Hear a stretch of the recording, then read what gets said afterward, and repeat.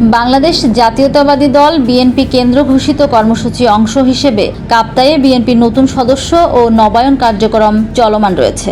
বৃহস্পতিবার 14 আগস্ট বাংলাদেশ জাতীয়তাবাদী দল বিএনপি কেন্দ্র ঘোষিত কর্মসূচি অংশ হিসেবে পার্বত্য রাঙ্গামাটি জেলায় বিএনপির নতুন সদস্য নবায়ন কার্যক্রম সফল ও গতিশীল করার লক্ষ্যে কাপ্তাই উপজেলার বিএফআইডিসি ক্লাব মাঠে 4 নং কাপ্তাই ইউনিয়ন বিএনপির আয়োজনে অনুষ্ঠিত হয়। ইউনিয়ন বিএনপির সভাপতি মোহাম্মদ ইউসুফের সভাপতিত্বে এবং সাধারণ সম্পাদক কামাল হাকিমের সঞ্চালনায় এতে প্রধান অতিথি হিসেবে উপস্থিত ছিলেন রাঙ্গামাটি জেলা বিএনপির সভাপতি দীপন তালুকদার দীপু। বৈষম্যহীন উন্নয়নের মাধ্যমে রাঙ্গামাটি পার্বত্য জেলা একটি মডেল হিসেবে তৈরি করতে চাই। কাপ্তাইকে মৌজা হিসেবে গুরুত্বপূর্ণ ভিত্তিতে বাস্তবায়ন করা হবে। বাংলাদেশ জাতীয়তাবাদী দল বিএনপি কেন্দ্র ঘোষিত কর্মসূচি অংশ হিসেবে কাপ্তাইয়ে বিএনপির নতুন সদস্য নবায়ন কার্যক্রম অনুষ্ঠানে একথা বলেন দীপন তালুকদার দীপু।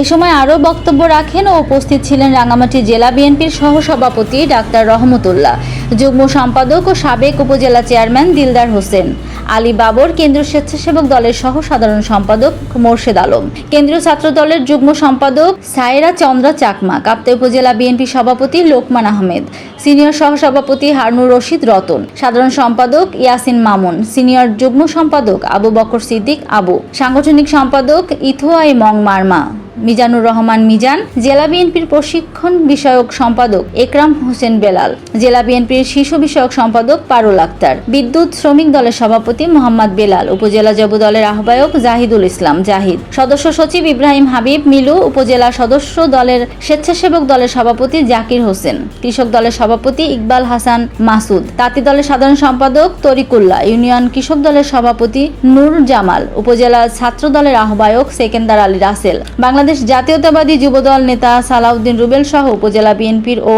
ইউনিয়ন বিএনপির নেতৃবৃন্দ। শুরুতে স্বাগত বক্তব্য রাখেন কাপ্তাই ইউনিয়ন বিএনপির সাংগঠনিক সম্পাদক শাহাবুদ্দিন।